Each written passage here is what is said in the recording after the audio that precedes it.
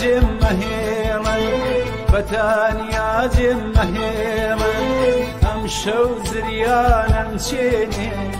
امشو زريانا مشيني تمو مجدام دبوشي تمو مجدام دبوشي ما نقشو دم رفيني ما نقشو دم رفيني ما نقشو دم رفيني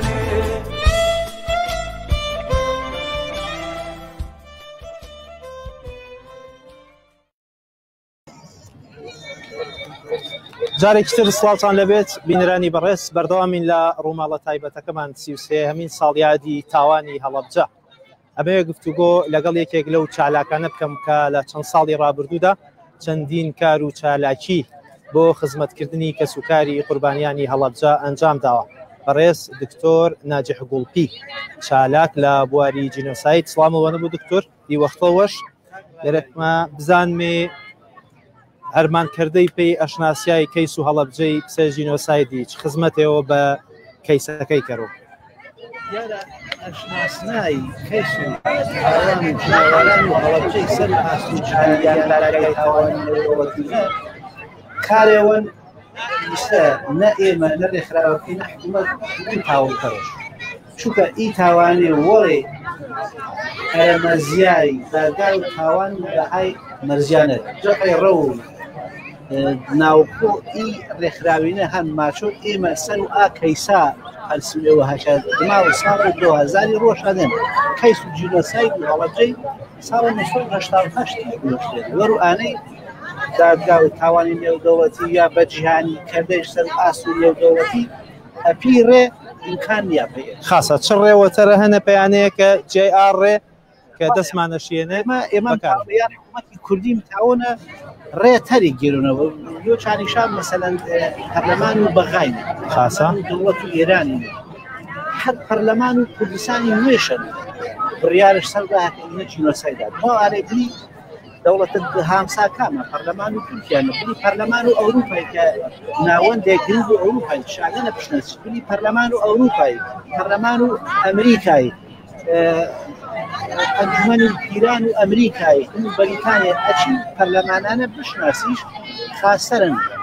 خاسە ئەو ڕێکی ماوەنە گیرێنە مشۆ ئەچێ بۆ لوبی وەشکە لەسەر ئاست و دەوڵەتەکە ئارۆ چون کەسێەوە ئامێنی ئێگە وەرکەوتە و چەکی کیمیایی بینێ جە هەڵەبجەنە گرت گلەیەشا بینێ جە حکوومەتی و جە ناوەندە بەرپرسیارەکە جە کەیسەکەی ئەشناسیە یاخود هەرمان کردەی پەیانەی سەر و ئاست و ئەوروپایە بە جینۆساید بشناسیۆ چه خزمەتەوە پی خەڵکەیە کەرۆ کە ئیسە گلەی فرێشا جە حکوومەت و هەرێمی هەن دیارە ئەگەر سەر و ئاست و جیهانیان ئەوروپای هەردەوڵەتەوەتەن بشناسی تاوی کەڵی پەیمونەی تاوی بریندارەکە زەخمینەکانیانی پێ ئەوواتە ئەگەر بە فەرمی سەر و ئاست و پەرلەمانی سەر و ئاست و حکوومەتی بشناسیەوە هەم تاویج حکوومەتی مادی شاچەنە بێت تۆ حکوومەتە دەستکەم تاوی یارمەتی زەخمینەکە دەی تاوی یارمەتی کەسوکاری شادەی جە دلی وێمانە جە کوردستانەنە چەنی تاوی و خزمەت و ئی قوربانیا کریۆ حکوومەت و هەرێمی چێژی ناستۆشەنەکە مشۆ کەڕۆش و بەڵام تا ئیسە نەکرد حکوومەت و هەرێمی بڕێ چێوێشکاردێنێ وەش مشۆ ئا کەسەکە قوربانی جینۆساید یا مشۆ یانش پێ بڕیوە بڕێ چیوانە شاریشان هەن سەروات و جینۆساید کریان سەر جوولەکەتی ئەوروپانە محمەدی شاهانێ چی و شاهان مەناجمە یعنی تۆ چی و ئاسان کەینە پێش خەڵکێک مەینەتبارە هەڵەبجەی یعنی چی تایبەتی هەنی باری دەرونینە چەنی بڵێ باری دەرونیانە بشۆ چارەسەر و نەوەشەکە کەری هیچ ناوەندێت تا ئیسەکریانە و جای هەڵەبجە تەنیا نەوەڵا خستخانەوە ژیان هەن کەم دەسوکەنتوانان یعنی نە ئاسوچەنە کەتاوە خزمەتی حرەکەتی گەڕە بەنەشت یعنی تۆ کە کەسێ برینداربی بەتاوە هیچکەن شو تۆ ژیوایش سۆدەکەی یانش موچەی خاص دڵنەواییش کەینە یعنی دڵنەوایی دەرونی کەساکە بە برینداری سپی بەنینەوە ژووە خاسە تەمەند حکوومەت و هەرێمی جە 30 ساڵات تقریبەن زیاترە تا ئیسە نەتاوانش هیچ هێوا کەڕ و کەشمە باسش کرده هۆکار و ئینیشا چێژ بێن چی حکوومەت و هەرێمی نەتاوانش حکوومەت و هەرێمی نەگەر ئانەشە نەتاوان پسەواتم بڕێژیش کردی وەڵێ نێنێ ئاستوانەکە خەڵکەکەی وزە ئاسوودەیە حکوومەت و هەرێمی بەڕاستی حکوومەتێ ناتەوان حکوومەتە حیزبین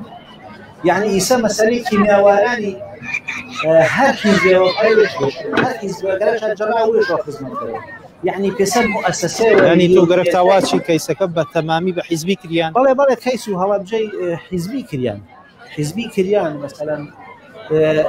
هل باسد شيء تريج هل بينوني خلقي شامنه وزيان دري ليست شهيدات شهيد كيميائي نبي خلقو هوا بجي تشيش كرو ورواني كيس كش جا بحزبي كردي بارو متى هو هيك قالوا حتى اي حزبي ما خلق والله بجي متى هو هيك قالوا شو حزبك حرفي ويش كشو شي لا واقين كرو ما شو كاك من خدمتي فرم كذا او هين كرو ما شو من خدمتي فرم كذا يعني مشو اي خدمته حزباتي يقولوا سرو استو حكومه هرمانش بكره خاصه چون ساڵی وێردەنێتۆ یۆجە کتێبە خاصەکەڵ دویستن و بڵاوکردنەوە جە بوار و کیمیابارانی سایدینێ پانۆرامێوەڵ جە کتێبەکەنە دروستکردن گەرەکمە کچێ باس وا کتێبێمە پێکردی دیارە ئا کتێبە پێسە سەرچەمێوە پەی چێولایی تۆ خەڵک بر کەس تاوە خەڵکیشتەنە وەرگێ بەسە ئینە بە کورتی بە کوڕی باس و یەکەم جار کیمیاوی چکۆ شنیان کوردستانن کام دەگایشدان دووەم جار کام دەگایدن چ بریدارێ چ شەهیدێ نامێت دەگا و شار و ناوچەی سەر و ئاست و پارێزگای نوویستن مەسەلەن هەم دوانە دین و کوردستانی سەردەشتم نوویستن سەوایە ئارویاد و کیمیاباران و هەڵبجن سەوای شۆ ملمێ نۆتشە چۆدیمۆ کیمیاواران کردو دەرەناخێ و زەکەریا و ئینی هەکە گنا ئەو دیمۆ هەورامانەنە ئایچ کیمیاوارانی کردیا ملیۆ پەی هامنێ وەختێ مجاهدین هجومش کرد پە ئێرانی چاکە دەگا و زەردەی و ڕێژاوی کاریی هەورامێنی جەداڵەهۆ ئەم کیمیاوارانی ئێسەگر بە وردی یاداشتکردن بە وردی و بە کوڕی یاداشتم کردن تۆم تاوی سەر و هەر بڕگێوەشە هەرڕوێشە چەندین وتارێەوە چەندین کتێبی دروستی بکەرینە تاومی پێسە سەرچەمێوە بەڵێ پسە سەرچەمێوە زانستی چووکە شێوەکە ئاڕوە ڕوەش دێنە من ومارم کردن يعني چاروانه فلان دقا بومباران كريا فلان سنجر بومباران كريا إن كسي بريداري إن شهيدي بي هاي سب بلغنامه وباور فانا كرياي بكارش بالي در بارين فرخاسات سپاس بي دكتور ناجح قلبي چالاك جوار و جينوسايدينه فرسپاس بيتو بینەرانی بەڕێز بەردەوام بین لە ڕووماڵەکەمان دەچمە لای پەیامنێرمان هەوراس ئەحمەد لە ناو هەڵەبجەوە لەگەڵمان دەبێت سڵاوت لێ بێ هەوراسم کاتت باش کار و چالاکیەکانی پاشنیۆڕۆ بۆ ساڵیادی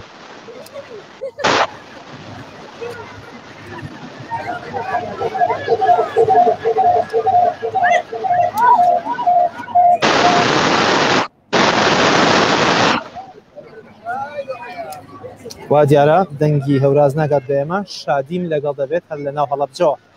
شادی ئەم کاتت باش ئەمێ بزانم ئەو کار و چالاکیانەی کە لە پاشنیوەڕۆ یا لە ئێستا بەڕێوەدەچن چی؟ سڵاوتان لەبێت و کاتتان باش من ئێستا بازاڕی هەڵەبجەم لە پاشەوەی کە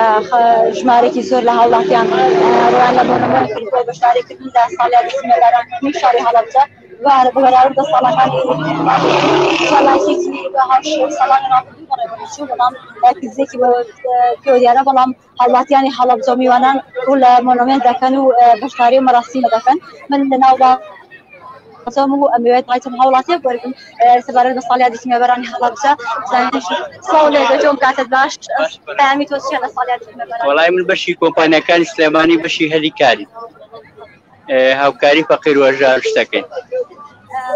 پێت وایە چی کراوە بۆ هەڵەبجە؟ وەڵات تا ئێستا هیچ شتێکی وا نەکراوە بۆ هەڵەبجە تا شتێکی وای وەنەکراوە وەڵای هەلیکاری بۆ بکەنەوە و فەقیرێ هاوکاری بکەن و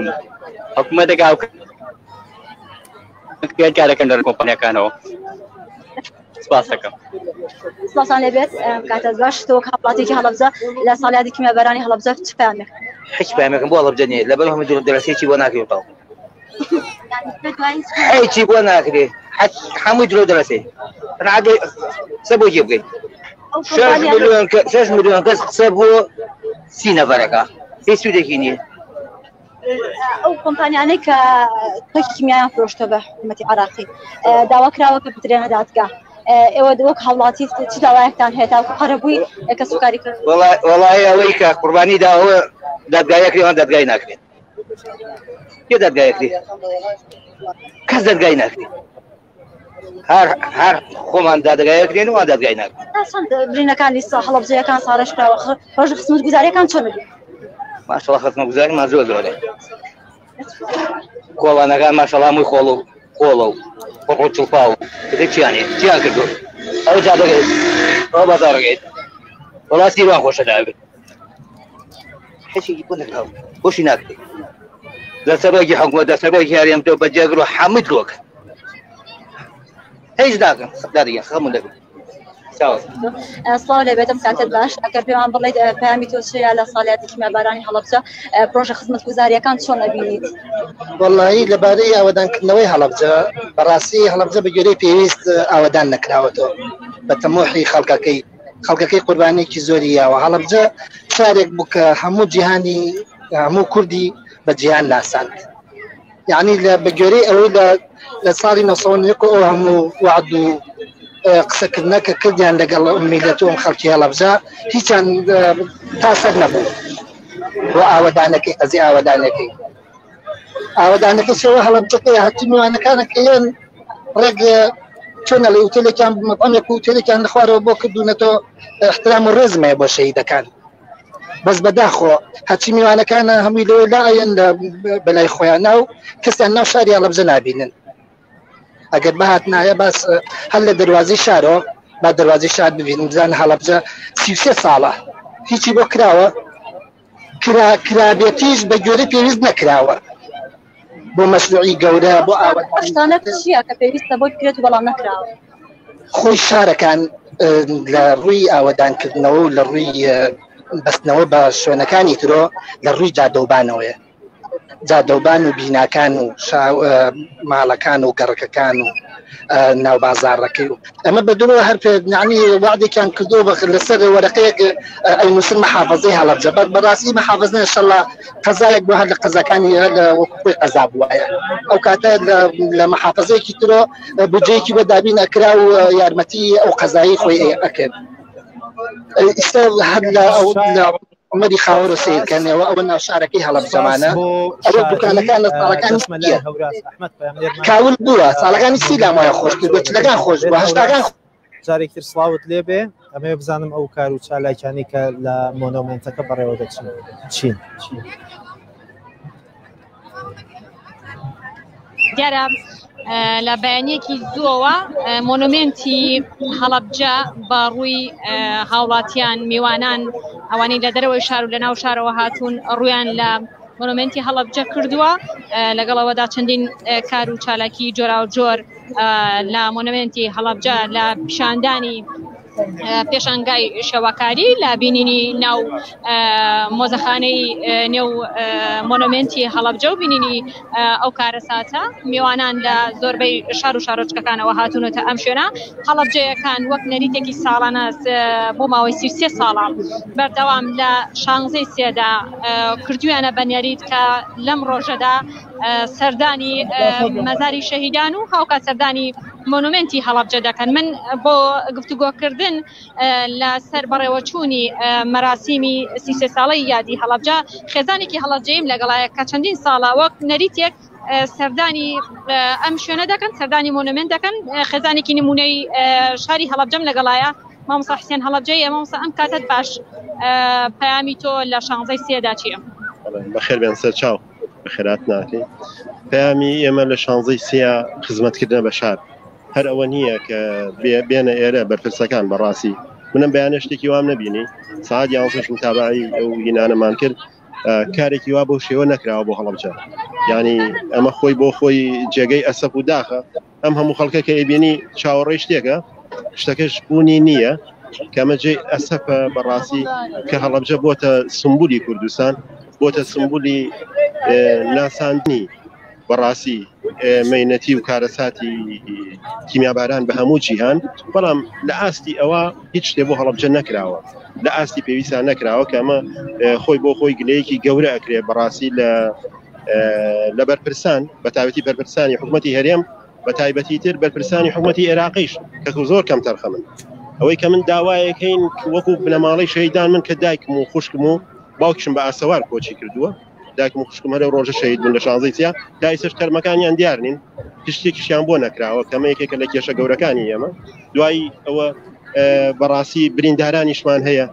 من خێزانم زیاد لە 15 ساڵە نەخۆشە بەرکەوتەی کیمیایە تایسە هیچ شتێکی بۆ نەکراوە. ئەم هەموو کەم تەرخەمیە من ئەبینم، یعنی ڕۆژانە ئێمە مامەڵی لەگەڵاکەین ئەی بینین کەمە ئەسەفێکی زۆرمان پێ ناخۆشە لە ئاستی پێویستە هیچ بۆ هەڵەبجە نەکراوە، لە ئاستی ئەو برینە گەورە هیچی بۆ نەکراوە کە بەداخەوە زۆر بێتاقەتی نێمە. هەڵەبجە بۆچی بەم جۆرە پشتگوێ خراوە مامۆستا؟ بەڵێ هەڵەبجە بۆچی بەم جۆرە پشتگوێ خراوە؟ ئەگەر گوێ لە دەنگی من نازانم ئەم پرسیارە بێت لە دەسەڵاتداران بکرێن نەک لە ئێمە پێمان ناخۆشە، ئێمە بنەماڵی شەیدانین، ئەمە کەم تەرخەمیە بەرامبەر بە شارەکرێ شتێک نەکراوە لە ئاسیەکانی هەڵەبجەدا. بەڵێ گەم لەتە ڕابیار بۆچی خۆیان جۆرێک لە ئەنجومەنێکی مەدەنی دروست ناکەن بۆ ئیلانی کەم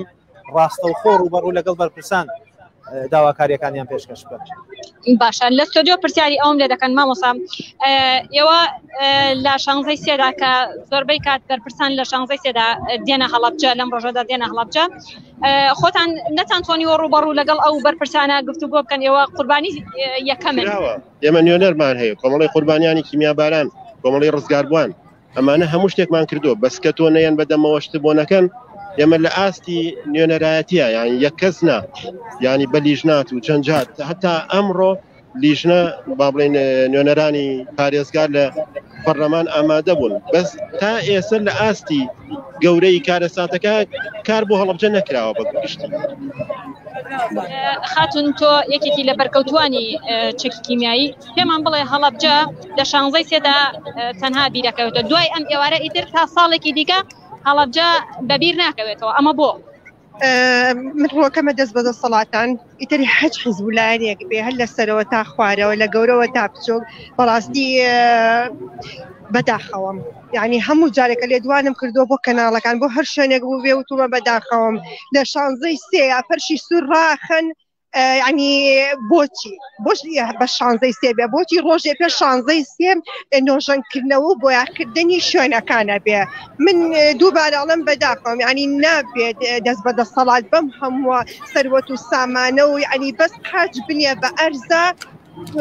وڵاتی ئێمە بە عێراق و کوردستانەوە نەوتی لێ هەڵەقڵێ، بەڵام بۆچی من پیان ئەڵم بۆچی و لەبەرچی تاکەی چونکم میلەت هەر ئەوەنێ هاتە دەنگ بەڕاستی کێشەیە. دۆخی بەرکەوتوان چۆنە خۆدێکێکی لە بەرکەوتوانی چەکی کیمیایی؟ بەڵێ من وەکو خۆم لەو ڕۆژە لێرە لە شارە نەبووم، بەڵام شەوێک پێش ئەوە بەسەر مەیتی پاسدارەکانە ئەڕۆشتین ڕاستیەکەی، بەڵام دوایی کە هاتینەوە ئێمە چینە ناو ئەو خانووە کەلاوەکانەوە لە پاکردنەوە ئەو هەمومان تووشی ئەو نەخۆشی و هەناسەتونێ. من 20 ساڵە زیاتریش ینی گیرۆدەی تەنە نەفەسی و بازێ نەخۆشین. بەڕاستی دووبارە ئەڵێم بەداخەوەم ئەم حکوومەتە بۆچی لەبەرچی کە زمانی خۆشتە. سپاس بۆ بەشداریکردندا، سپاس مامۆستا بۆ ئێوە. ڕاویار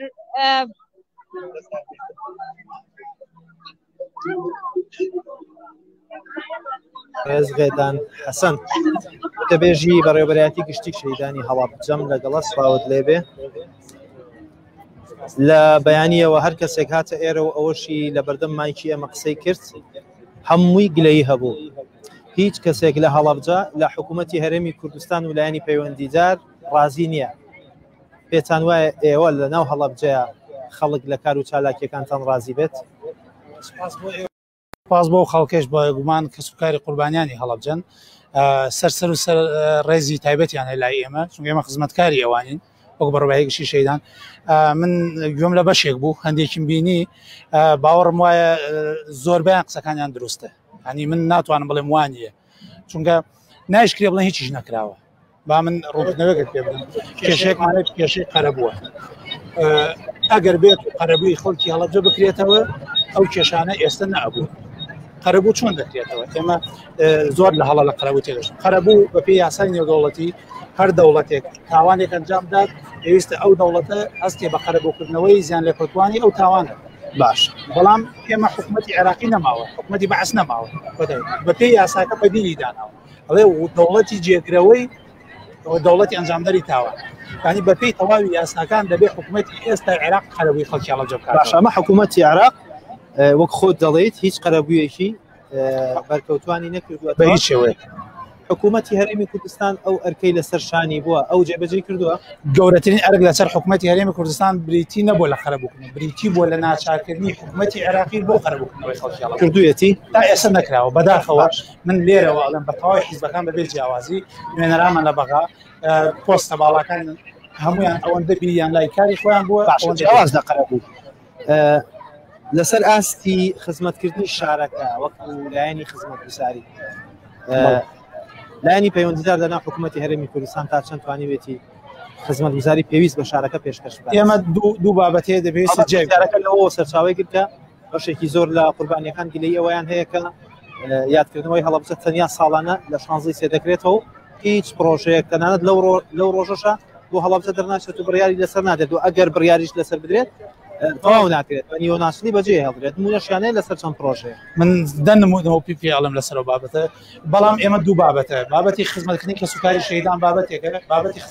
خزمەتکردنی هەڵەبجە خزمەتگوزاری لە ڕووی خزمەتگوزاری وەک پارێزگایەک کە هەم تازە بۆتە پارێزگار هەم تایبەتمەندی خۆشی هەیە یەکی لە کێشەکانی حکوومەتی هەرێم لە دابینکردنی بوجە بۆ پارێزگاکان لەسەر حسابی ژماری دانیشتوان بوجە دابینەکان لە سەرزیانی ئەو پارێزگای پێویستی ئەو پارێزگای ئێمە پێشتیش ئەوگلەیەمان کردووە داوامان لە حکوومەتی هەرێم کوردستان ئێمە وەکو بەڕێوەبەرێکی شەیدان هەمیشە ئەوە داوامان ئەبێ هەڵەبجە جیاواز لە پارێزگاکانی تەحسابی بۆ بکرێت ڕاستە هەڵەبجە بۆ 200,000 کەسە 300,000 کەسە پارێزگای سلێمانی ملیۆنێک و شتی 1000 کەسە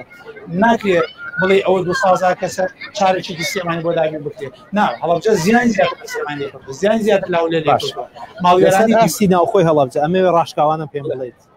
لە کار و چالاکیەکانی خۆتان وەکو بەڕێوەبەرێتی شەیدان ڕازیت ئێمە 4 ساڵە بەڕێوەبەرێتی گشتی شەیدان بەڕسمی کراوەتەوە لە هەڵەبجە باش لەمەوەی ئەو 4 ساڵدا ئەوەی دەتوانامانە بۆ کەسبکاری شەیدان یان بەبێ جیاوازی بەبێ ئەوەی توانامە بێ هەوڵماندا و کردومان حکوومەت تا چەند حکوومەت کێشەکەمان ئەوەی حکوومەت نایە بەدەم داواکاریەوە ینی دێت بەڕادەیەک دێت کە دڵ خۆشکەر نییە یانی ڕاستی دەوێت ئەکرێ بڵێم ئێستا بۆ بودجێمانێ بۆ بودجێ وەبەرهێنا بۆ دروستکردنی ئەو خانوانەی کە دراوە بە سوکاری شەیدان 297 خانوو ماوە تا ئێستا تەواو نەکراوە هیچ بودجەیەکی پێ نەدراوە ئێمە داوامان کردووە و نووسراوە بەش نەکجارێت بەیان جاری وتمان ئەمە کە سوکاری شەیدن زەوی پێداوە پارە پێداوە قیس پێ ئەدەی بۆ بیکات وەڵامی حکوومەت ئەڵێ ئەم پارە لەسەر بودجێ وەبەرهێنانە بوجە وەبەرهێنانی وەختە پەیوەندە بە سەرۆکی ئەنجومەنی وەزیرانەوە بەڕێز پێشتر کارنێچر و ئێستا کار مەسئول ئەوان ڕایان هەر ئەبێ ئەوانیش بڕیاری لەسەر بکرێت بەڵام تا ئێستا چەند جار داوامان هیچ بڕیاری ئێستا داواکاری خۆتان لە ئێمە وەکو بەڕێوەبەرێکی شەیدان وەکو بڵێم ئەتوان بڵێم نوێنەری سوکاری شەیدانی بۆی ئەبێ داواکاری ئەوان بکرێت ئێمە یەکەم داوا بریندارانی یەکێکە لە ئەو بارودۆخەیەکێک لەو بابەتە گرنگانەی کە پێویستە قسەی لەسەر بکرێت بەشێکی زۆریان لە چاوەڕوانی شارەسەرا کۆچی دوایان بەشێکیان ئێستش بۆ بەڵام بەشێکیان لە چەند ساڵی ڕابردووە چوونەتە دەرەوە بەشێکیان لە ئێران و بەشێکیان لە وڵاتێکە مادێکی مێ مابەت مادێکی دیاری کراوە شێوازی تایبەتمەندی شێوازی ماوەی بەسەر بچێت هەتا ماوەی بەسەر کەسێری تۆپێتا بەسەر ماوەی تێپەر بێت تاریگەری زیاتر بێت زەلامەیە 2000 کێشەی 2000 بەڵام ئێستا زۆر هەندێک ئەگەر وەکو کۆتا پرسیاروەری بگری سوپاس دەکەم هەندێک کەیسی دۆزراوە هەبوو گونبووەکانی هەڵەبجە دۆزرانەوە ژمارەیان تا ئێستا بە فەرمی چەندە و یەکدوانێک لەوانە کەیسەکان بڕێک ناڕوونە ئەو کەیسانە بەچی گەیشتو لە ڕاستیدا کەیسی منداڵانی ون بوو پێشەکە لە کەیسە هەر هەستیارەکان بەڕاستی چونکە تۆ 33 ساڵان پێ کەسێک هون بووە ئێستا تو ئەیگەڕێنیتەوە بۆ ناو خێزانەکەی لە کەشێکی جیاوازە لە کەلتورێکی جیاوازە لە وڵاتێکی جیاوازە ئێستا زۆری ئەوێ تا بکەن لەگەڵ خێزانکردن ئەمە بابەتی گرن بابەتێکی تر بەداخەوە کیسی منداڵان بوو ئەکادیمیانە زانستیانە یاسایانە کاری لەسەر نەکرا لە ماوەی ڕابردوودا دەرەنجامی ئەو بارودۆخی دروست بوو ئەوە بوو ئێمە زۆر جاقسەمان لەگەڵا کردوون لەگەڵ کەسوکاری ون بووان لەگەڵ حکوومەت ئێرێما کەلیژنەیەکی تایبەتمەندی پسپۆر لە هەموو بارێکات دروست بکرێت بەداخەوە تا ئەم سادە ڕاست لە ئاستی پارێزگا دروستکرا لە سەدەی بەڕێز کاک عەلی عوسمان پارێزگاری پێشوای هەڵەبجە دروستکرا بەڵام بە شێوەیەکی گشتی چالاک نەبوو ئێمە چەند جار داوامان کردووە بەڵێ تا ئێستا 18 منداڵ دۆزراوەتەوە یعنی لە دوای 92 18 منداڵ هەندێکیان 6 مانگ هون بوون هەندێکیان ساڵێ هون بوون بەبێ پشکنی کەسوکاریان ناسیوەتەوە 4 کەسیان پشکنیان بۆ کڕەوە هیچ کێشیانی گەڕانەوە ماڵی خۆیان کەیسە تازەکان ئەوانەی لە کەیسی تازەکان چەند کەسێکمانە ئاڵۆستری کەسمان کەسی مەریەمە ژیان هەڵەبجەی کە هاونازە دوایین بەرەو پێشچوون لە کەیسە پێش نیوەڕۆ دایکی لێرە بوو ئەوەی کە کەوایە کە دایکی ئەو بوو فەڵێ لە هەڵەبجە گلەیی هەبوو ئەو پێی وا بوو کە ئەو کچی ڕاستەقینەی ئەمە و بەڵام بەهۆی دەستێوەردانی شخصی و حزبیەوە کەیسەکەی بەلاڕێدا براوە ئەوە وڵی بابەتی باوەڕ ناکەم ئەوە بێ ڕاستی کەیسەکە چۆن کەیسەکە مەریەم کە دۆزرایەوە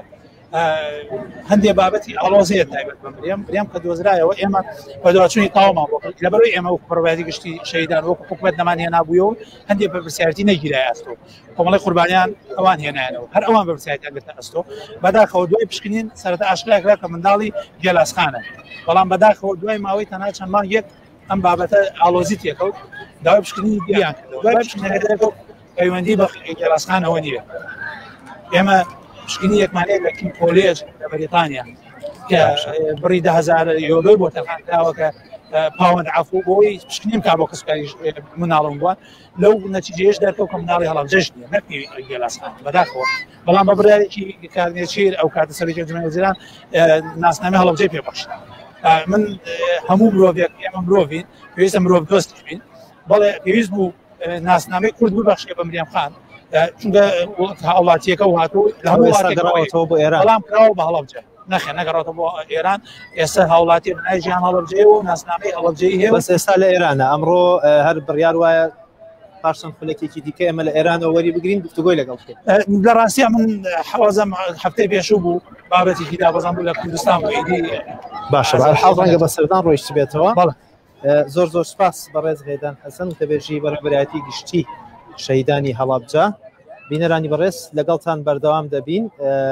بەشێک لە وێنانە دەگوازینەوە لە هەڵەبجەوە فەرموو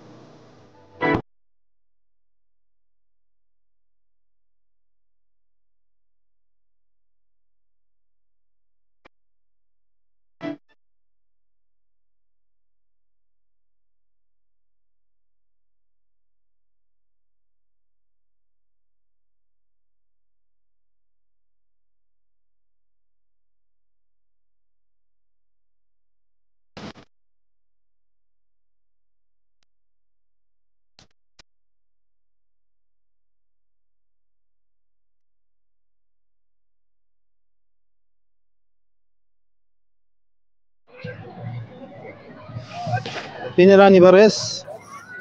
جارێکتر سڵاوتان لەبێت. دوو میوانی دیکەمان هەیە کە ئەمان هەندێک جیاوازترن، پەیسەکانیان جیاوازترە لە میوانەکانی پێشووترم. دوان لەو کەسانەی کە لە 33 ساڵ لەمەوبەر بەهۆی کارەساتی هەڵەبجەوە بەهۆی تاوانی هەڵەبجەوە لەم شارەدا بڕان و لە کەس و کاریان ون بوون. ئیدی سۆراخێکیان نەبوو تا چەند ساڵێک لەمەوبەر. یەکێک لەو کەسانە لێرە میوانمە، ئەوی دیکەشیان لە ئێرانەوە میوانمە. مەریەم هەڵەبجەی یاخود ژیان هەڵەبجەی لە ئێرانەوە میوانم دەبێت گفتوگۆی لەگەڵ دەکەم. بەڕێز خەلیل ساڵح خۆی لێرەیە لەگەڵم. بەڕێز خەلیل بەخێر بێ ئەم کاتت باش. بەداخەوە کە کوردی ناتوانێت قسە بکەیت. سوپاس بۆ کاگرێبوار کە وەرگێڕان بۆ قسەکانمان دەکات. تۆ 33 ساڵ لەمەوبەر لەم شارە بڕایت، ئێستا پاش 33 ساڵ لێرەیت، چه هەستێکت هەیە؟ شما بعد 33 سال اومدید اینجا چه احساسی دارید؟ به نام خداوند بخشنده مهربان. سلام بر شهر غریب و مظلومم حلبچه و سلامی بار دیگر بر 16/3. سلامی بۆ هەڵەبجە بۆ شاری بڕوندەکراو و سلامی بۆ خەڵکی هەڵەبجە و بۆ شاری. حس من به مانند حس کودکیه که از مادر خودش جدا شده و مجدداً به آغوش صمیمانه گرم و پر از معنای مادر بازگشت. احساسی هستی من وەکو وەک ناڵەوردەیە کە لە جملەی کۆرپەی لە دایکی دابڕا و دای ئەگەڕێتەوە بۆ باوەشی دایکی بە هەمان شێوە ئێستا. و غم سنگینیه، همونطوری که امروز آسمان شهر من غم انگیزه، غمباره و حزن انگیزه، دل منم خیلی گرفت. هەمان هەستێکی زۆر ناخۆش، هەستێکی ئەوەی کە وەکو ئاسمان چۆن هەوراویە و چۆن خەریکە ئەبارێت، هەمان ئەسۆمان چۆن بڵێ هەستم هەیە و هەستێکی غەمناکی و ناڕەحەتی بێت. زۆر سپاس دێمە وڵاتان. ئەمەوێ ژیانخان بدوێنم لە ئێرانەوە لەگەڵمایە. ساود لێ بێ ژیانخان ئەم کاتت باش. من ئەمێ بزانم تۆ بە ژیان بانکەم یاخود مەریەم، دواتریش ئەمێ بزانم دوایین پێشهات لە کەیسەکەی بەڕێستان بە چی گەیشتووە. سلااوێزم هەیە بۆ سەرجان بینەران قسەران لە بەرز. زۆر سپاس بۆ بەرنامەکەتان، سەلام بە میوانەکەتان. من هەز دەکەم لە سەرەتا ڕوونکردنەوە بدەم لەسەر قسەکانە بەرز با بزنم بۆ تبێژە بەڕێوەبەرایەتی شەهیدان هەڵەبجە بوون، بۆ ئەوە کە من مافە هەڵەبجەی بوونم نییە و بەبەریایە سەرروکە هەرێ من خاوەن ناسنامە بووم. نه جنابیان زانیاریان 100% غەڵەت من لە فەحسەکانی DNA دەرچوو کە خەڵکی ئەناوچەن و بە بەریارە مەحکەمە و بە پێی هەموو مستەمسەکاتی کە لە ئێران بە لە یەتیمخانە و لە دایرە بیسەرپەرشتان بەڕێوەبەرایەتی شەهیدان سلەیمانی، وەزارەتی شەهیدان، وەزارەتی ناوخۆ، نوێنەرایەتی حکوومەتی هەرێم لە تاران و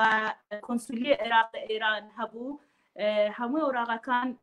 سەلمێنرا کە من ناڵێ تاوانێ کیمیاباران هەڵەبجەم، بەڵام بەداخەوە بە پێ حزبایەتی ململانی سیاسی نابەرپرسایەتی ئەو کەسانەی کە لە کات خۆی باڵادەست بوون لەو سنوورە و نەیان هیچمان بێنم، بەداخەوە ئەوە هات بەسەرم و هات بە کەچی هەموو ماڵێ کورد و هەڵەبجە دەزانم. بزانم دوایین پێشهات لە کەیسەکەت بە چی گەیشتووە؟ هەر 33 ساڵێکی چاروانم، هێشتا چاروانی دانیشتم، بەڵام مەسەلەکەی زۆر وازە هەونە کەیسەکەمان بۆ کەیسێکی ململانی سیاسی. من ئێستا هەر چاروانم 100 جاری پێش بەحسی DNA بکانمان مشکلام نییە و ئێستاش خاوەنە ناوناسنامەی خۆمان بپێ قرار محکمە و پرۆسەیەکی یاسایی بریار شخصی نییە، ئەو خاوەن ناسنە بریار محکمە قانون و یاسا و دەستور عێراقیە و لە بەغدا و دەستور دەرچوو ئەو یاسای دەرچوو و ئەو قەرارە دەرچوو وەمان ئێستا خاوەنە ئەو ناو ناسنامەم و ژیان هەڵابجەی. باشە ژیان خان چەند کاتژمێرێک لەمەوبەر مەلیحەکان لێرە بۆ ئەوی کە پێشتر بە دایکی تۆ ناسێنرا ئەو هێشتا تۆ بە کچی خۆی دەزانێت ئەو پێی وایە دەستێوەردانی شخصی لە کەیسەکە کراوە لەو ڕۆوە بۆ چوونی تۆ چییە؟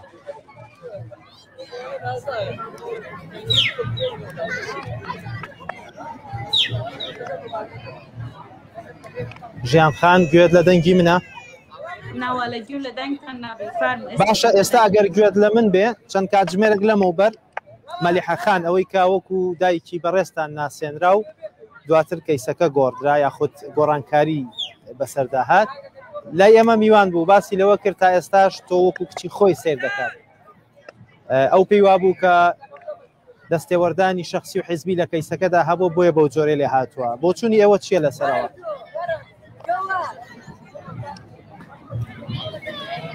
هەموو دایکی جارسوتای هەڵابجێ ئەم بە دایکی خۆ مەزانەوە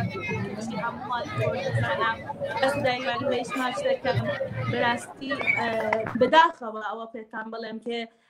هەڵەی گەورە لە سنتەرە مایکرۆجین لە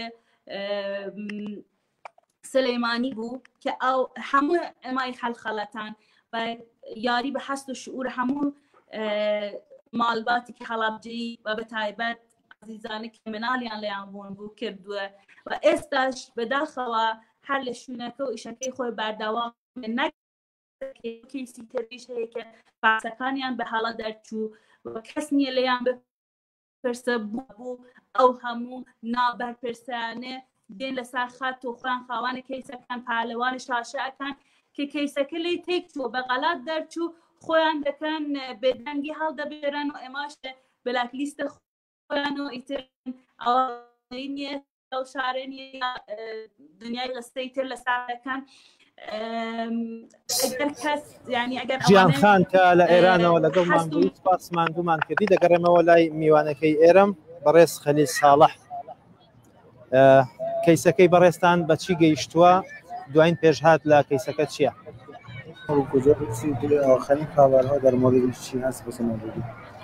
عرضم به حضورتون که با توجه به اینکه به شرایط کاملا حقوقی و قانونی اشرافیتی تا حدی داشتم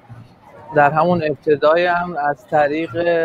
دستگاه دیپلماسی جمهوری اسلامی ایران مستندات خودم رو ترجمه و از طریق کنسولگری جمهوری اسلامی ایران و سیستم و مجموعه آقای کاک لقمان صراحتاً در جلسه دادگاه حلبچه شرکت کردم. دادگاه که خب رأی موقت به آزمایش دی دادن، آزمایش انجام شد، آزمایشی که خب در ایران انجام شد توسط انگلیس بعد از 8 ماه تایید شد. آزمایش دیگه هم در اربیل انجام شد که فکر می‌کنم تیم روسیه روش کار کرد. اون هم دقیقاً هر سه تا آزمایش یک جواب رو تایید کرد که من بازمانده و بچه حلبچه هستم. مشازی که گشتی توسعه اساساً جمهوری اسلامی ایران و دوتر از تو دورین که وزارت وزارت دیانی لیوت و کنسولگری بریتانیا و دیگر هشت ماه جواب جواب تجاربی شامل زفیر بود هم نام هوجیا یا اوش شرکت کمیسیه و همان دیانی و دوباره کرده به همه شوی بریتانیا داشته. زۆر سپاس ماندوومان کردی سپاس بۆ خەلیل ساڵح یەکێک لە دۆزراوەکانی کەیسی هەڵەبجە بە هیاوی ئەوەی کە ژیانێکی باشترتان هەبێت لەوەی کە تێپەڕیوە سپاس بۆ کاگرێبوار سپاس بۆ تۆ بینرانی بەڕێز دەچمە لای پەیامنێرمان هەوراس وابزانم سەرۆکی شارەوانی هەڵەبجەی لەگەڵا سڵاوت لێ بێ هەوراس ئەمەوێ بۆ چوونی سەرۆکی شارەوانی هەڵەبجە بزانم لەبارەی ئەوەی کە تا چەند لە هەڵەبجە ئەو پێویستیانەی لە ڕووی خزمەتگوزاریەوە هەیە جێبەجێ کراوە. شارەوانی هەڵەبجە دەکەم کردستان خان سپاس بۆ ئامادەبوونت ئەگەر پێمان بڵێیت لە باش بە پارێزگابوونی هەڵەبجە چی بۆ هەڵەبجە کراوە؟ لە یادی 33 ساڵیادی تاوانی کیمیابارانی هەڵەبجە سەری ڕێز و نەوازێز بۆ سەرجەم شەهیدانی کیمیاباران و ڕێزی وەفا و خۆشەویستمان بۆ وارسی شەهیدان هەیە سەبارەت بە دوای بوون بە پارێزگابوونی هەڵەبجە بەداخەوە لە دوایەوە کە هەڵەبجە بووە پارێزگا بۆ خۆتان ئەزانن قەیرانێکی دارایی ڕووی لە هەرێمی کوردستان و عێراق کردەوە بەداخەوە شەڕی نەگریسی داعشی ئەمانە هەمووی هۆکار بوون بوو بەهۆی ئەوەی کە نەتوانرێ ئەو پرۆژانەی کە بەردی بناغی دانرابوو لە کاتی بوون بە پارێزگابوونی هەڵەبجە کە ئەتوانم بڵێم نزیکەی 12 پرۆژە بوو لە سنووری پارێزگاکە 9 پرۆژیان لەناو مرکزی شاری هەڵەبجە بوو بەداخەوە ئەو پرۆژانە هەمویان ڕاگیراون خۆشبەختانە هەفتەیەک لەمەوە پێش ڕاگەیاندرایان ئەنجومەنی وەزیرانەوە کە بە بڕی 30 ملیار دینار پرۆژە ئەو پرۆژانەی کە وەستاون نەخرێتە بواری جێبەجێکردنەوە بە هیوام ئەو پرۆژانەی کە ڕاگیراون هەر هەمویان بخرێتە بواری جێبەجێکردنەوە و هەروە ئەو پرۆژانەشی کە خستومانەتە بەرنامەوە بۆ خزمەتکردنی هاوڵاتیانی شاری هەڵەبجە خۆشەویست لە کاتێکی زووا بخرێتە بواری جێبەجێکردن خان لە ستۆدیۆ لێمان دەپرسن جەناب چیش باست کرد ئەو پرۆژانەی کە لە هەفتەی ڕابردوودا سەرۆکی حکوومەتی هەرێمی کوردستان ڕایگەیاند ئایا ئەم پرۆژانەش بە وەکو پرۆژەکانی دیکە ئیزە بەدەرخۆنە نابێ بە وەکو کوردەواری ئەڵێت یاخود ئەم پرۆژانە لە جێبەجێ دەبێت ئێوە بۆ چونتان چێ لەوبارەوە؟ من جارێ هێشتا پرۆژەکان دیارە ئەمە بەرنامەی چاکسازی حکوومەتی هەرێمی کوردستانە ئێمە لە بەرنامەی چاکسازیەکە سەرجەم ئەو پرۆژانەی کە وەستاوە نردومانە بۆ حکوومەت و هەروەها ئەوانەشی کە پێویستە هەمویانمان نردووە هەتاکوم ئێستا پرۆژەکان نەنێراوەتە بۆمان بەیان نەکراوە بزانین چ پرۆژێکی تایە دیایە ئەم پرۆژانەی کە جێبەجێ ئەکرێ یەکسەر بڕی بودجەی ئەو پارەی کە بۆی خەملێنراوە بۆی دیاریکراوە یەکسەر ئیحالە ئەکرێت گرفتێکی وهای نەبێت بە هیوام لە زووترین کاتا بکەوێتە بواری جێبەجێکردنەوە. لە ئێستاە هەڵەبجە پێویستی بە چییە؟ ئەو پرسیارە ئەتوانم بڵم جوابدانەوەی هەر ئاسانەیە یعنی پێویستیمان بەسەر جەم خزمەت گوزاری هەیە لە بوارەکە لەسەر جەم بوارەکانە ئەگەرچی من هەر لە بواری خۆمەوە سێرکەم بەداخەوە من هەموو کاتێک کردومە یعنی زۆر بە ئەوەی ئەزانم بە قورسی ئەزانم کە ئێمە لە سەدەی 21 هابووین دوای 33 ساڵ ئەو تاوانێک کە دەحق بەم شارە کراوە کۆڵانی هەڵەبجە هەبێ هەتاکوم ئێستا پێویستی بە کۆنکرێت دەبێت پێویستی بە ئاوەڕۆ هەبێت پێویستی بە قیتاوکردن هەبێت ڕاستە من وەکو بەرپرسیارێکی ئیداری لێرە گفتوگۆ لەگەڵ بەڕێستانەکەم بەڵام ئێمە پەیامی خۆمانمان گەیاندوتە لایەنی سەر و خۆمانەوە بەم شێوەیەش لە کۆبوونەوەکانە یعنی بە هەمان شێوە ئاماژەی پێ و کە قساکەین بۆیە زۆر زەر گرنگە ئاوڕێکی جدی لە هەڵەبجە بدرێتەوە بودجەیەکی تایبەتی بۆ هەتاکوم هەڵەبجە بودجەیەکی تایبەت و حسابێکی تایبەتی بۆ نەکرێت بەداخەوە هەر لەم کۆناغەیە ئەبین لەبەرەوە ناکرێت هەڵەبجە حسابی ژمارەی دانیشتوانی بۆ بکەین وەکو پارێزگاکانی کە لە ڕووی دابینکردنی بودجەوە لەبەرەوە هەڵەبجە ژمارەی دانیشتوان نەیکرد بە پارێزگا هەڵەبجە ئەو تاوانە گەورەیە و ئەو قوربانیە گەورەیە مەزڵومیەتی شارێک ناسنامەی شارێک بۆ هۆی ئەوەی کە هەڵەبجە بێتە پارێزگا. هەڵەبجەیەکان دەڵێن تەنها لە شانزەی سێدا هەڵەبجە بۆ ماوەی چەند کاتژمێرێک بیر دەکەوێتەوە و دوای شانزە بۆ ماوەی ساڵێکی دیکە هەڵەبجە ناوی نامێنێ ئەمە بۆ بەداخەوە من لەگەڵ و بۆچوونیان نیم چونکە ئەگەر بێت و ئاوڕێک بینەوە لە ڕابردووی ئیشوکاری حکوومەتی هەرێمی کوردستان قۆناغ بە قۆناغش کاری باشی کردووە ئێمە ناکرێ هەموو ئیشەکان زەربی سەفەر بکەین ئێمە ئێستا هەڵەبجە پێش تاوانی کیمیابارانی هەڵەبجە ڕووبەری هەڵەبجە 7 کیلۆمەتر بوو ئێستا 32 کیلۆمەترە هەڵەبجە زانکۆی تایە یاریگای نێودەوڵەتی تایە چەندها پرۆژەی خزمەتگوزاری زۆر باش کراوە بەڵام بەداخەوە قەیرانی دارایی هەڵەبجە گەیاندە ئەم کاتێکی ئێستا هاوڵاتیان و دانیشتوانی شاری هەڵەبجە ناڕەزایی بن حەقی خۆشیانە مافی خۆشیانە چونکە ئەو داواکارانێک کە داوایەکەن هەمووی مافی سەرەتایە بۆیە هەتاکوم بودجەیەکی تایبەت بۆ هەڵەبجە دابین نەکرێت بەداخەوە ئەم کێشانەمان هەرە بێت. بەڵێ کێستان خان تۆ ئاماژەت بۆ کرد کە حکوومەتی هەرێم کەم تەرخەم نەبووە ئەمڕۆ زۆربەی خەڵکی ئەوانەی کە خەڵکی هەڵەبجەن ئەوانەی کە کەسایەتی دیاری شاری هەڵەبجەن ئێمە دوانمان و گفتوگۆمان لەگەڵاکردن هەمویان گلەی ئەوەیان هەبوو کە هەڵەبجە پشتگوێ خراوە. من کەم تەرخەمەکە مەبەستم ئەوەیە کە جەنابەت ئەڵێیت هەر لە شانزەی سێ هەڵەبجە بیر ئەکەوێتەوە نەخێر ئێمە ڕۆژانە لە کۆبوونەوەکانمانە چەندها کۆبوونەوە ئەکرێت چەندها وتوێژەکرێت چەندها دانیشتن ئەکرێت چەندها دانیشتن ئەکرێت لەسەر ئاستی دیوانی پارێزگا ئەمانە هەموو بۆ گفتوگۆکردن لەسەر ئاوەدانکردنەوەی هەڵەبجەیە لەگەڵ هاوڵاتیانی من هەتاکوم ئێستا گەشتمە مۆنۆمنتەکە بۆ 1-2 مقابلە 3 هاوڵاتی ینی ڕێگەیان پێگرتم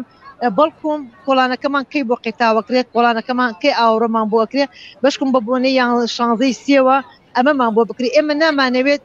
ڕۆژی شانزەی سێ ببەستینەوە بە خزمەت گوزاریەکانەوە ئەبێ ڕۆژی شانزەی سێ وەکو سنبولێکی نەتەوەی یاد بکرێتەوە وەکو سنبولێکی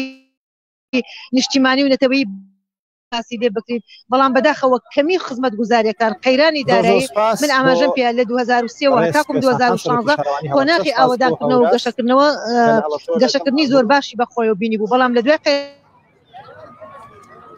زۆر سپاس دەچینە لای شادی لەناو بازاڕی هەڵەبجەوە لەگەڵمانە شادی ئەم کاتت باش ئەمەوێ ئەگەر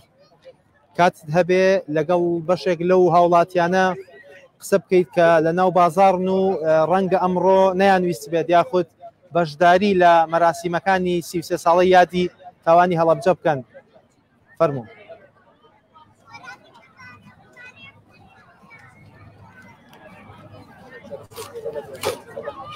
وا دیارە دەنگی من ناگاتە لای شادی گوێ دە دەنگی منە زۆر باشە تا شادی ئامادە بێت دەچمە لای یەکێکی دیکە لە میوانەکانم کە خاوەنی چەند شەهیدێکە لە تاوانی هەڵەبجە ئەو بەشێک لە خێزانەکەی و بەشێک لە کەسوکارەکەی لە دەست داوە سڵاوت لێبێ بەخێر بێ ڕووبارخان ئەم کاتت باش ئەمەوێ بزانم لە دوای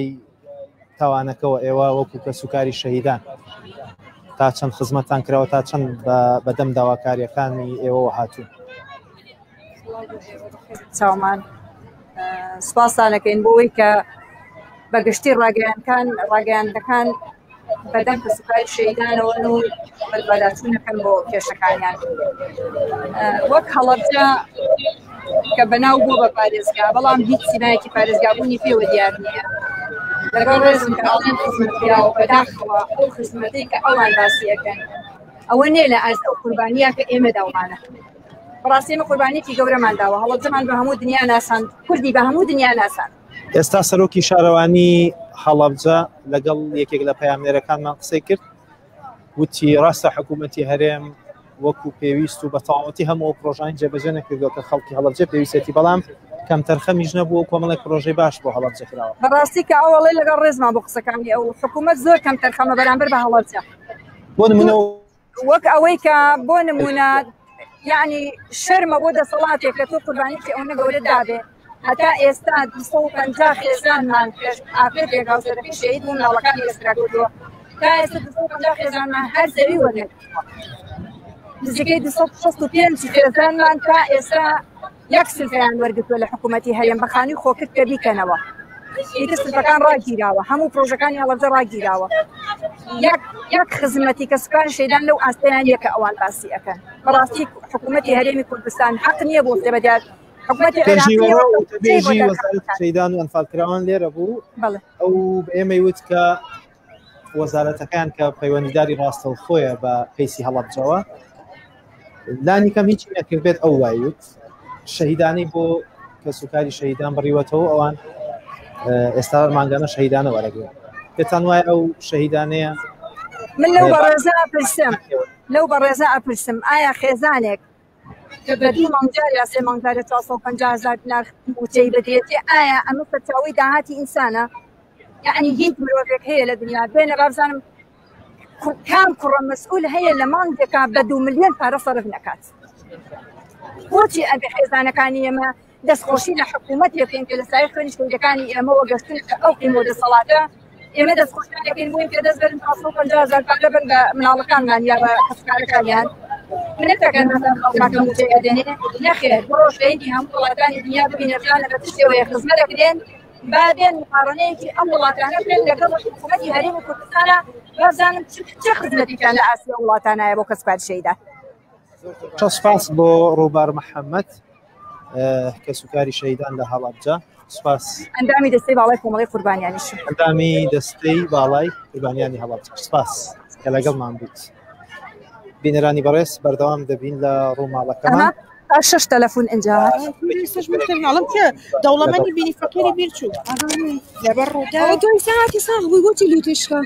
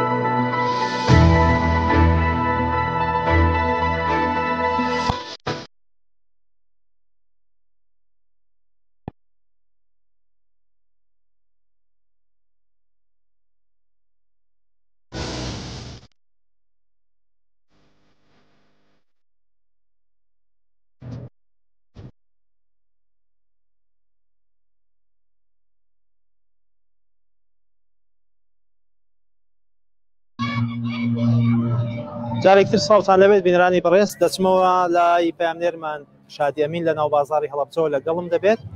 شادی جارێکتر سلااوت لێبێت ئەمەوێ پرسیار ئاراستی بەشێک لەو هاوڵاتیانە بکەیت کە ئێستا لە ناو بازارن ڕەنگە بەشێکیان بەمەبەست نەهاتبنە ئەو مەراسیمانەی کە بۆ یادی 33 ساڵی تاوانی هەڵەبجە ڕێکخراوە. مێ بزانم ئەوان ئەگەر بەشداریان نەکردووە هۆکارەکەی چییە و ئێستا بۆ چوونی ئەوان لەبارەی بارودۆخی هەڵەبجەوە چییە؟ مۆنومێنتی هەڵەبجە و بەشداریان لە ساڵ یادێکی میێبەرانی هەڵەبجە نەکردووە. ساڵتان لێبێ و کارت باش تۆ گەنجێکی کەم وەڵی هەر بڕوان بین لەبەرەوەی کەسانێگەێنەوێ یعنی هەرچیە لەندرۆ هیچ یعنی چەند ساڵات ئێمە من باوکم پێمەڵێ یعنی بۆ منە کەسە گەورەکانمان پێماڵێن چەند ساڵە هەریان قسە ئەگەن و ئەڕۆ بەس درۆ داواکاریمانەوەیە لیان هەر وەکۆی هیچ ناگەن بەس بێدەنگ بن بەس قسە ناکەن یعنی چونکە یعنی کیمیاوارانی سەدام حوسێن چەنی ئازاری ئەم خەڵکی هەڵەبجەیە و قسەکانی وان دووەن بەس بێدەنگ بن خۆزانی هیچ ناگەن یا سەرۆکی حکومەت سەرۆکی هێرێم لەکوێیت یعنی لەم یادە گەورەترشی کردنەوەی ساڵۆنێ بۆ ئایا ڕۆشتن یا کچە مۆدێلێک بەهادایە بەشداری ئاهەنگی پردایە ڕۆشتن بەس 5,000 عین نرخی لەشی کچە مۆدێلێکی نییە نازانم سەرۆکی حکومەت بە ئەو جوابات ساڵیادی ئەم ساڵ بەبەراو بە ساڵەکانی کە چ جیاوازێتی هەیە؟ من وەکو خۆم هیچ ساڵێ بەشداریم نەکرد ئەسڵەن گرنگش نییە بوو لەبەرەوەی بەس برینێکە ئەیکولێنەوە هیچ یعنی با پێش شانزەی سێ بۆ نەبڕۆن سەردانی کەسوکاری شەیدان بکەن بۆ نە خزمەتیان بکەن بە قسە چی دێ ئەوەتان بۆکەین و یعنی هەر بەسیترین شت شارەکەیان بۆ جوانکەن یعنی جادەبانەکەیان بۆ ڕێکن نەک بەس ئەو جادێکێت قافڵەی مەسوولەکانی پێەیە بەس ئەو جادە پاکوتەمیزەکەن دوێنێ فولکەی عومەری خاوەر هەڵساڵان بۆ یاخیان کردو تازیان کردو و جوانیان کردو دووبای ئەمڕۆ سەیری بە خۆی لێت 5 ملیۆنی تێچ معقولە بۆ یاخی 5 ملیۆن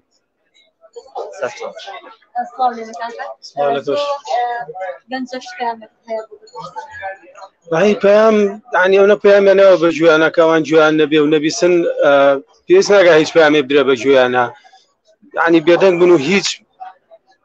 بڕیارێ ینی هیچ بەڵێنێکی درۆ گەورە نێن بۆ هەڵەبجەیەکانەوە هەموو شتێکە ینی هەموو ساڵێ لەم کاتەیە یا ڕۆژێ پێش شانزەی سێ ئەوانیان کۆمەڵێ وعدی درۆ و گەورەیان بە خەڵکی هەڵەبجە و ینی وازمان لێ بێنن بە هەموو ساڵ هەڵەبجە چی پێویستە بۆ بکرێت و بەڵام نەکراوە هەڵەبجە وەرە ئەوڕێ لە شارەکە بەرەوە ینی نە جادەوبانێکی هەیە نا خزمەتگوزارە هیچ شتێکی نییە وەرە قوربانیانی هەڵەبجە کاک لوقمان بەخێر بێ سپاس بۆ ئامادەبوونت ئەمەوێ بزانم لە بەیانیەوە هەر میوانێک هاتە ئێرە گلەی هەبوو لە حکوومەت لەلایەنی پەیوەندیدار و گلەیشان لە ئێوە هەبوو وەکو کۆمەڵی قوربانیان ئێوە بۆچی نەتانتوانیوە تا ئێستا خەڵک ڕازی بکەن ئەوان هێشتا زۆرینەیان پێیان وایە هێشتا بە پێی پێویست خزمەتی کەسوکاری قوربانیان نەکراوە ئێوە چیتان کردووە بۆی خزمەتیان بەدڵنیایە بێ و خەڵکە بزانێت دەسەڵاتی کۆمەڵی قوربانیان و توانە و قدرەتی کۆمەڵی قوربانیان شەد یعنی کاتێک من نەبینین لەگەڵ جەنابی وەزیر من نەبینین لەگەڵ جەنابی پارێزگار لەگەڵ شارەوانی لەگەڵ ئیدارە ئەمە ناکاتەوەی دەسەڵاتی ئەوان بە من شێ ئێمە ڕێکخراوی کۆمەڵگەی مەدەنی ئیشوکاری جیاوازە ئێمە گەیاندنی پەیامی خەڵکە بە مەسئولین ئێمە لەو جوولانەیە کە دائەنیشتین ئەو داواکاریانەی ئەوان ئەو پێداگیری ئێمە بۆ داواکاریەکانی ئەوان لەگەڵ بەرپرسەکان بگرن زۆر جاریش کێشە دروست دەبێت لەسەر داواکاریەکانی ئەوان ئێمە بەهۆی ئەوەی کە پێداگرین لەسەر داخۆی داواکاری ئەوان بۆ کۆمەڵی قوربانیان پەرامێز کراوین ڕاستی واتە ئێوەش گلەیتان هەیە لە حکومەت ئێمەش گلەیمان هەیە ئەوەندەی ئەو خەڵکێکی چۆن ئێمە ئەزانین چی دەبزرێن نوانەیە قوربانیەک لە خوارەوە نەزانین چی دەبزرێن لەسەرەوە بۆ ئێمە ڕاستی ئێمەش گلەیمان هەیە بەڵام دەبێت هەموو لایەکمانەوە دەرگای وتوێژ بکەینەوە خۆ ناکرێت قوربانیەکە گلەی هەیە لە ڕێگەی ئێوە نەبێت چۆن دەنگی بگات بە حکوومەت و بەلایانی پەیوەندی ئێمە گەر سێر بکەین لە 20 ڕۆژی ڕابردوو لە کۆمەڵی بەرگای کۆمەڵی قوربانیان بۆ پێداویستیانی کە بۆ ساڵیای بۆ کاتی شەیدان پێمان باش بوو لەوێ بە یادداشتێک دامانەتە هەرسێک بە یادداشتێک دامانەتە هەرسێ سەرۆکاتی لەم سەرۆکاتی ئێمە ئەو داواکاریانەی ئەوانمان بە خاڵ بەجیا بەدوارگشتن وەرلەگران ئەو ئازارانەی ئەوان هەیە ئێمەش ئەوەن داواتێک ئێستا لەمە پێشنەوە بازارەوە پێی وابوو زیکەی 30 ساڵە ئەم داواکاری و ئەم خۆزگە خواستنە بۆ خزمەتکردنی خەڵکی هەڵەبجە بەردەوام و هیچ سوودێکی نەبووە. منیش دەڵێم شەرمە بۆ حکوومەتی هەرێمی کوردستان دوای 3 ساڵ تاوانی کرابارانی هەڵەبجە 250 وارزمانەی هێشتا زەویان شەرمە دوای 33 ساڵ لە حکوومەتی هەرێمی کوردستان خستەخانەی کیمیاباران و بریندارانی کیمیاباران بۆ بێنازیان کە لە دوێن وڵامەی واگەداری تاریخی بریندارەکان ونبوانی کیمیاباران دەگەڕێنەوە لێرە لە شوێنێکیان هەیە دانیشتن بەڵامەوێ پرسیار لەبارەی مناڵە ونبووەکانەوە بکەم ئەوە چەند کەیسەیە ئەوە دۆخی کەیسەکان زۆر ئاڵۆزە لەبەرەوەی حکوومەت هێرێم بە پلان ئیشی نەکردووە من نەمبینەوە حکوومەت هێرێمی کوردستان تیمی خۆی بنێرێت سامپڵ لە خەڵکی وەربگرێت بیبا تەسلیمی کەرتی تایبەتی بکات سامپڵەکان کاتەوە پێیەکلایش کردەوە بوو کە سێ نەتیجەیان ڕاگەاندووە دوانیان دووبارە بردەوە غەڵەت دەچوو بەدڵنیاییەوە گەستێنیش دوبارە بردێتەوە دوانێکێویش غەڵەت دەچێت وێەوە ئەو یەکێک لە هۆکاری خەمساتی ساردبوونەوەی کە سوکاری ناڵەون بۆکار لەو نێوەندەیە ڕۆڵی ئێوە چی دەبێت؟ ئێمە لەبەرەوەی ڕێکخراوی کۆمەلگەی مەدەنین ئێمە هەر کەس بێت بدا لە دەرگامان بۆ خزمەتی خەڵکی هەڵەبجە و قوربانیان ئێمە دەرگامان لەسەر پشتەوە ئەو ئازارانەی کە ئێستا ئێکەوتون دانیشتەکانە بە نوشتەی بەڵام نوشتەی ناوڵمەکانمان وتومانە بەپێی ئەو شارەزانەی کەسان لەگەڵێمە کردووە ئەم سنتەرەی کە ئێوە اعتمادی لەسەر هەڵەچنین لە ڕووی زانیاریە و زانیاریەکانی هەڵەب فەحسی دیێنەی دەری ناخا کەسێک هەورانیە فەحسی دیێنەی دەری ناخا کەسێک کە کوردە بۆیە ئەمە ئێمە نەکەوینم هەڵەوە ئەو کاتە ئەوان پێداگیریان کرد دەبێت ئەو سنتەرە بکە و بێ لەوێ بیکەین دواتر نەتیجەکەی بۆ شێوە دەچوو ئەوە تا ئێستا منداڵەکان دەگەڕێنەوە لەبەرەوەی ئەوانەی پێش و غەڵەت دەچوو نامەشێوەیەک مانیان لەسەر دروست بەوەشکە بە ڕاستی دەرەچێت دەبێتە قوربانی ئەو ئەوانەی پێشتر بۆیە بەڕاستی ئێستا مەسەلەی منداڵەوە بەکار چۆتەوە خاڵی سەفەر دادگای هەڵەبجە و مەلەفەیدا خستووە هەر منداڵێک بگەڕێتەوە بۆ پارێزگای هەڵەبجە بڵێ من منداڵی هەڵەبجەم ئەبێ شکات لە خێزانە بکات بڵێ من منداڵی ئەو ماڵەم و تۆماریان کردوم بە مردوو ئایا تۆ کەسێکەوە بۆ چۆن خێزانی چ ماڵێکە بۆیە ئەو کیسە ئێستا سەرنخون کراوەتەوە و تەنها بۆ ڕیکلام بەکار قسەی لەسەرەکە باشە پێشنیوەڕەوە بەڕێز وەزیری شەیدان و ئەنفاکراوانی حکوومەتی هەرێم لێرە بوو لە هەڵەبجە باسی لەوە کرد کە موشکی شەهیدان لەگەڵ شەهیدانی عێراق هاوتا دەکەین هیچ پرۆژێکی لەو جۆرە هەیە ئەوەندەی تەواخا ناکەمەوە سەر بگرێزانی بۆ حکوومەت عێراقی یەک جۆر موچەدا بە شەهیدان بەڵام لە هەرێمی کوردستان چەند پۆلێنێک شەهیدی ئەمە شەهیدمانەیە 9 ملیۆن موچە وەرەگرێت دوو خێزانی هەیە هەر خێزانێکی 4 ملیۆنی وەرەگرێت بەڵام کە سوکاری شەهیدانی کیمیاباران 4 شەهید 900,000 وەرەگرێت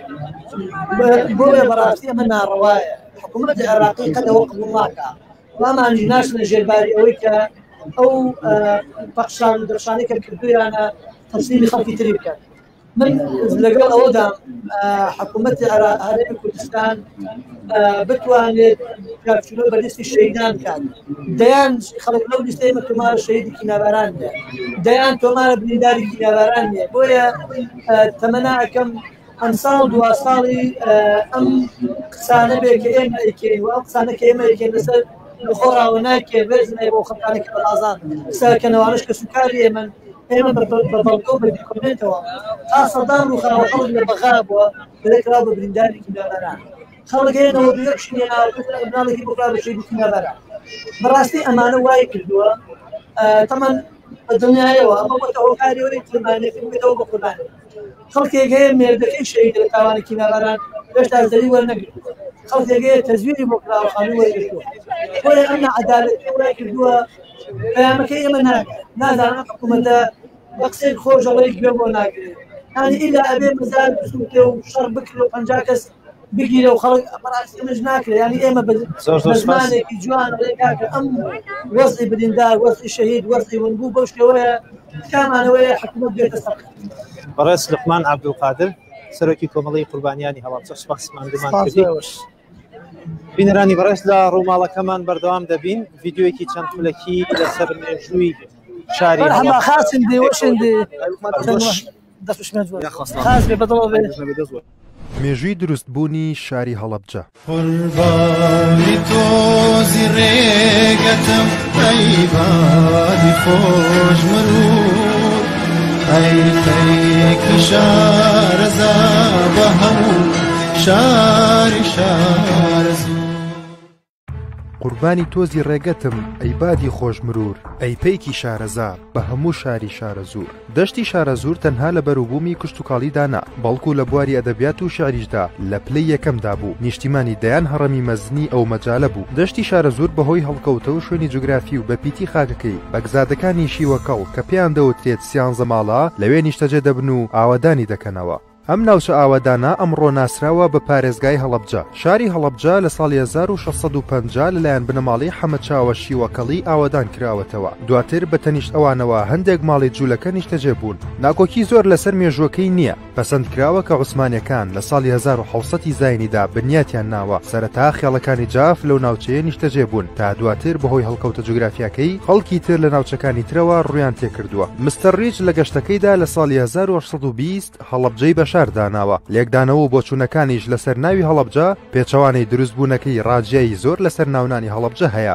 لەوانە بۆ چوون یەکەم دەڵێن ئەو ناوچەیە شوێنێکی جوان و دڵگیر بووە لەبەر ئەوە پیان وتووە عەجەبجە دواتر گۆڕاوە بۆ هەڵەبجە بۆ چوونی دووەم دەڵێن کابرایەک لەو ناوچەیە بێچۆ هەڵۆیەکی گرتووە ئەو کات وتراوە هەڵۆبەچە پاشان گۆڕاوە بۆ هەڵەبجە بۆ چوونی سێم دەڵێن خەڵکی کرماشان بەهۆی بازرگانیەوە سەردانی حەڵەبیان کردووە لە سووریا دواتر ئەو ناوچەیەیان بینیوە هەستیان بە لێکچوونێکی زۆر کردووە لە ڕووی کەش و هەواوە پێیان وتووە هەڵەبی بچووک پاشان پێیان وتووە حەلەبجە بۆ چوونی چوارەم دەڵێن کابرایەک بە ناوی هەڵۆبەک ئاوادانی کردووەتەوە لەوەوە پیان وتووە هەڵۆجە پاشان گۆڕاوە بە هەڵەبجە بۆ چوونی پێنجەم دەڵێن میری سەلجوقیەکان ئەلەب ئەرسەلان کاتێک بەو ناوچەیەدا تێپەڕیوە وەک شوێنی خۆی لێ ڕوانیوە و پێی وتووە هەڵەبجە پاشان گۆڕاوە بۆ هەڵەبجە ئەم بۆچوونە لە هەمویان زیاتر نزیکە لە ناوی هەڵەبجە و مێژونووسی کورد جەمال بابان ئەم ڕایەی پەسەند کردووە بە لە بەرچاوگرتنی ناوی شارەکانی تر کە زۆربەیان بە ناوی کەسەکانەوە ناونراوە ئەم ڕایە لە ڕاکانی تر بەهێزتر خۆی نیشان دەدات هەڵەبجە لە ڕووی کارگێڕیەوە ساڵی 1889 بووەتە قەزا ساڵی 1950 لە ناحیەکانی سیروان شارەزور پێنجوێن خوڕماڵ و وارماوە پێک هاتووە لە ساڵی 1950 پێنجوێن و دواتر دەربەندیخانی لێجیا دەبێتەوە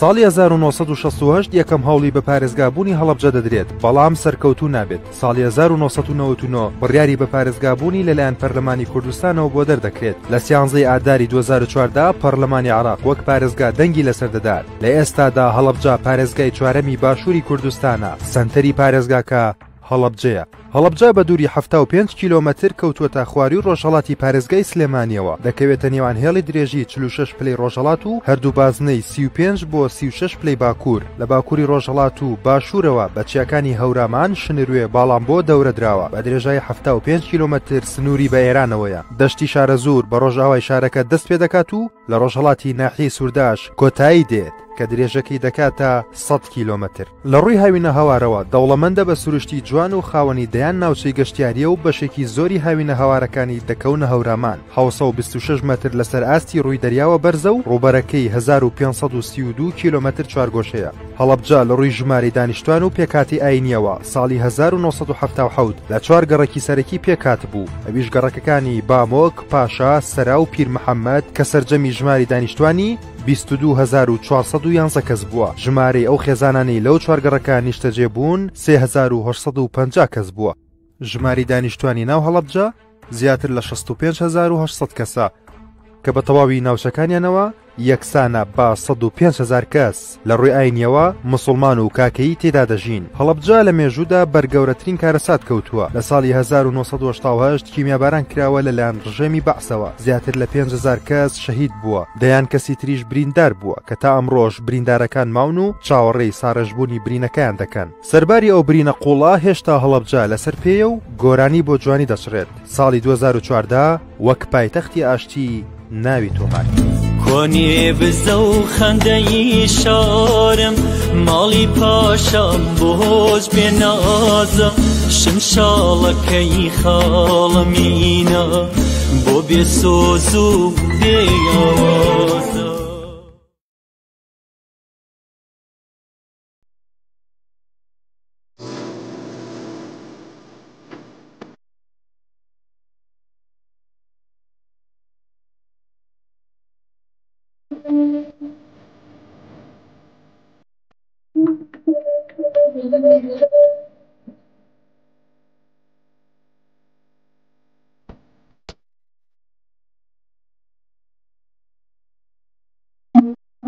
جارێکی تر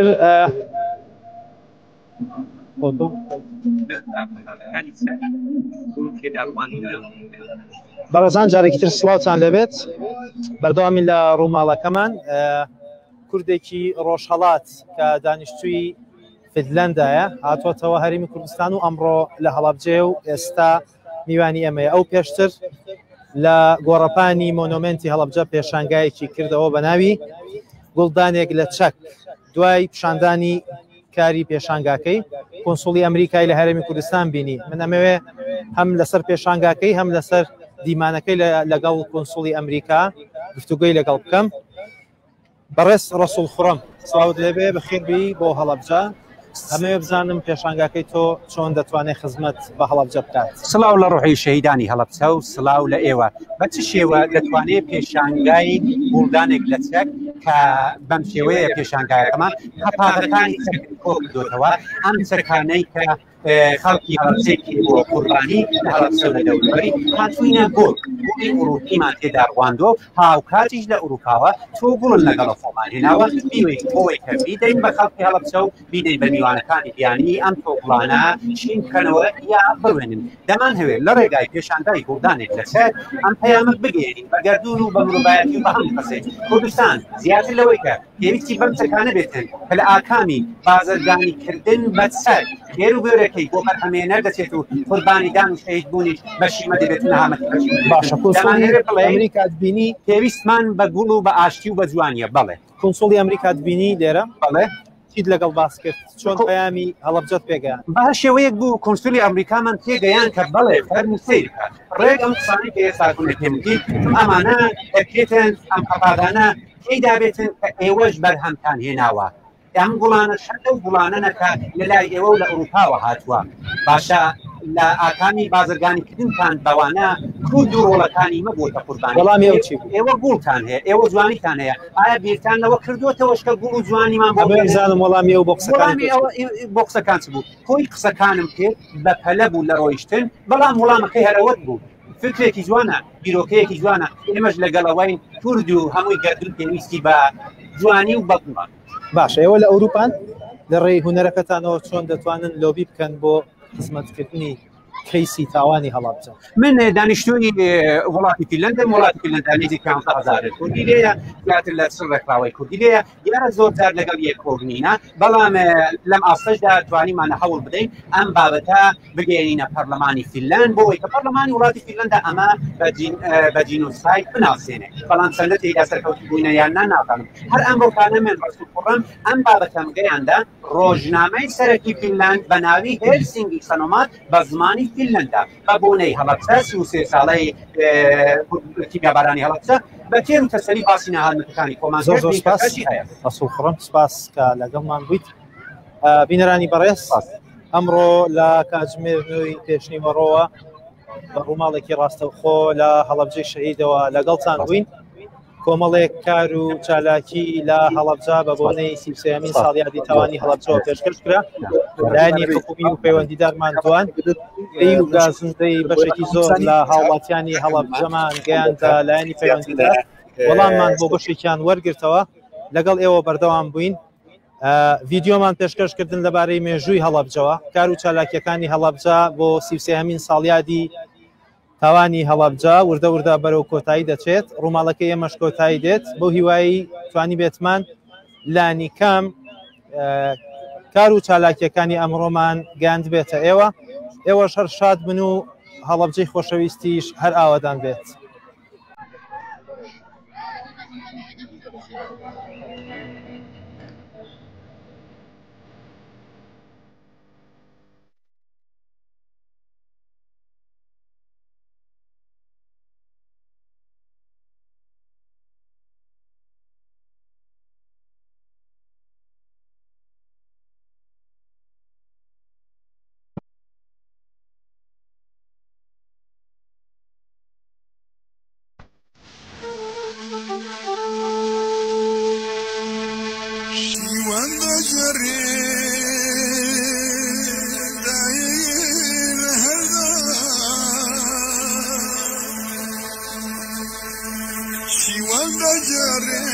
دايق لهردا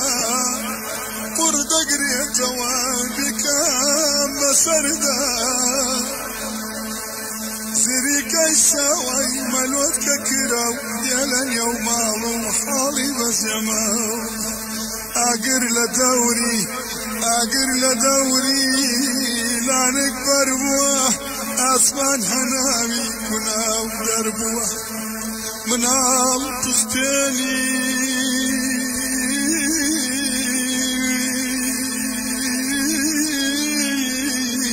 باوسيتون نقريه باود بريه أكاوي وأمريه لولا وخشك أيوي راكا خوي بقرباني باوكو براكا أبيز راناكا يا خي خوي بدري شولك جاني واسمان أفرح شولكي جاني واسمان أفرح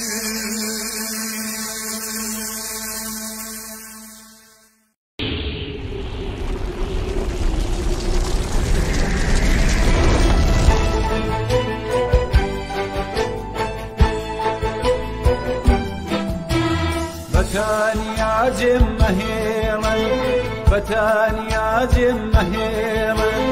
ئەم شەو زریانم چێنێ ئەم شەو زریانم چێنێ